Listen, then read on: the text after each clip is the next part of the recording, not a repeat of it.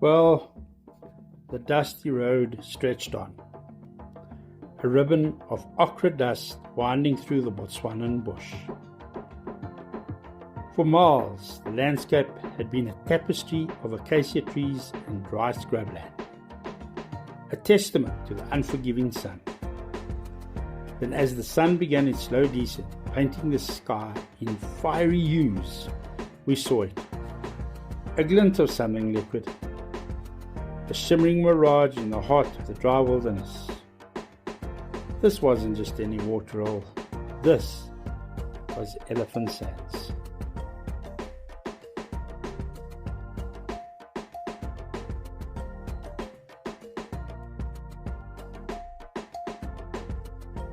This wasn't to be a place of grand lodges or manicured gardens. Elephant Sands was a raw, unfiltered slice of the African wilderness.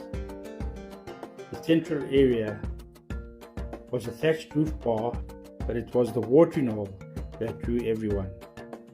A large natural basin of water, surrounded by a low wall, and around that watering hole they came. The first to arrive was a matriarch, her tusks polished by a lifetime of foraging. She led her herd, a procession of giants, their massive bodies dwarfing the acacia trees. The air, once still and silent, filled with a chorus of rumbles, gurgles, and trumpeting. The calves, no bigger than a small calf, jostled for position, splashing in the cool water with a childlike abandon. So guys, welcome back once again, and today for me particularly it's an ultimate privilege after many travels and stopping at the infamous Elephant Sands that I actually cornered the owner at the bar, and as usual speaking to all our wonderful guests from all over the world and trying to explain Africa to an American, which I think it's hard to understand till you live it. But coming here over the last 5 years, the thing that I've experienced most is I've seen this place dry. I've seen COVID. We've seen many things over the year, but there's something about the people of Africa. They are survivors. Coming back here today, and I must tell you, the water's full, and as usual, elephants doing their annual stopover. Just an incredible place to be. And I don't think ever I've seen a YouTube or any video recorded from any of the owners over the experiences of tough times in the last 5 years. So today you can please introduce yourself. Hello, I'm Saskia. I am the famous Ben Moller's daughter, oldest daughter. Yeah, he started Elephant Sands. And we've, I wouldn't say inherited it. My dad's retired now, and it's me and my two sisters. Yeah, we're here now. And I must tell you, you guys are doing an incredible job. So let's just go back 5 years. I mean, I've heard stories of an elephant bull that comes up to your dad that allows him to touch him, and just good traditional stories and the special things about this place. So obviously the daughters are now the bosses, running the place, taking over. That's just good family traditions. But talk to us about your dad, who's relatively an icon in this area. Yes, he is. Yeah, he came to Botswana in the 60s, and yeah, took citizenship. And it's a pity he's not here, because he can tell you stories about flipping Botswana. But he started this. Him and my mom started this with nothing, and with a little bit of money, and and Elephant Sands became what it is today. And with COVID, all their savings gone. And this year, I must tell you, without our guest that comes back every year, like you, I think there wouldn't be an Elephant Sands, You guys come back, support and everything, and this year has been amazing. The support we've had, and we've been so busy, and an amazing rainy season, and so it's been great. So we even brought an Australian visitor with us, and let me tell you a story. We're in Australia, and I'm telling them about Elephant Sands, and this lady at the supper table says, I've got to go look. Mm. Do the elephants really get that close? I said, yeah, just not too close, but close enough. And so she flew out and we brought her here today, and she was sitting on the veranda and she said, I can't believe this. This is like heaven. And I think sometimes as, let's call it Africans, we forget to understand the pleasures of Africa. And I must tell you, over the years, and the amount of 4x4 people you must have met traveling over here. But over all of this, you have a special story inside you, I know. Besides your dad inheriting the place, running the place, COVID, en goeie Afrikaans, ons op baie water, dankie Here. Maar, wat is daai spesiale story? What is that story that just hits home over these years? You know what?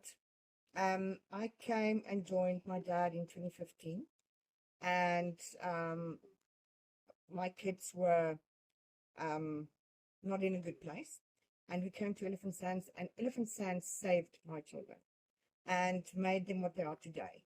My one daughter studied and became a guide. The other one is doing hospitality management in the tourism industry.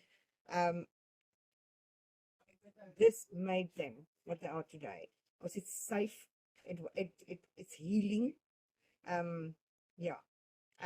For my kids, me as a mom, for my kids, that's the most important role Elephant Sands has played in my life. Your daughter's name is Mia. Yeah. And my daughter's name is Mia. Yeah. And she loves Elephant Sands. Yeah. And the little stories about they come here, and obviously I think your dog has met more people than most people meet in time. Yeah, and you've got a little mongoose running around here as well. And I think he's just as famous. And yes, everybody waits to share. Famous also. But she's renowned around the world. So I must tell you, I think you've put this place on the map. In Botswana, it's obviously renowned. It's a stopover for everybody else.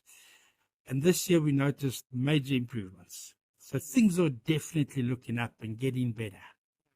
No, it is. And again, I just wanted to say, without our guests and our supporters, we could never do this. Yeah, people coming back every year, and and this year is the first year we could put a little bit of money back into the lodge after COVID. We don't want to use COVID as an excuse all the time, but it was a major thing specifically in the tourism industry. But yeah, it's been amazing, and it's COVID on there, and yeah. In the tourism industry, COVID was massive. Yeah. But now, you know what really impresses me? I know you're Afrikaans. Yeah. And you speak to English like it's just a second nature, eh? Yes. No. You do. You start speaking a lot of English when you have a glass of red wine.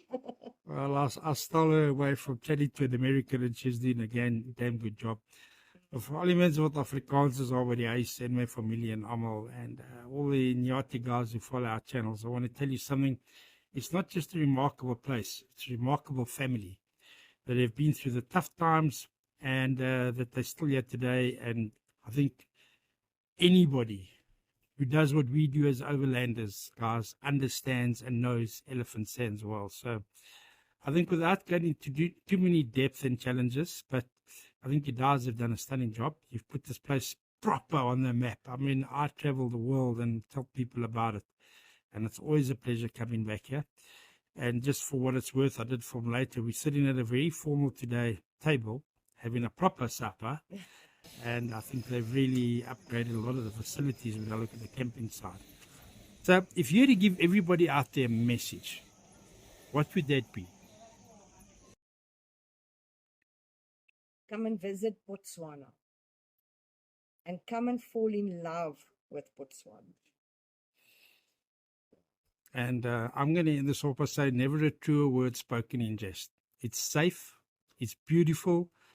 From all the way up, I mean, we usually stop at Rhino Sanctuary, up Elephant Sands, then Inyathi, then the Chobe. There's just so much to see.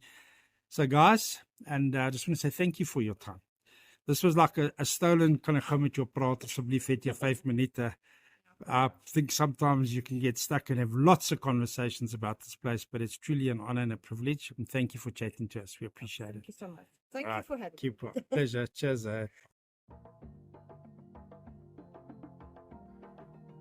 So we fell asleep to the sounds of their breathing, a deep, resonant rhythm that was more comforting than any lullaby.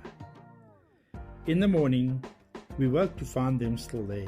A young bull stood watch over his family, his silhouette outlined against the soft pink of the sunrise.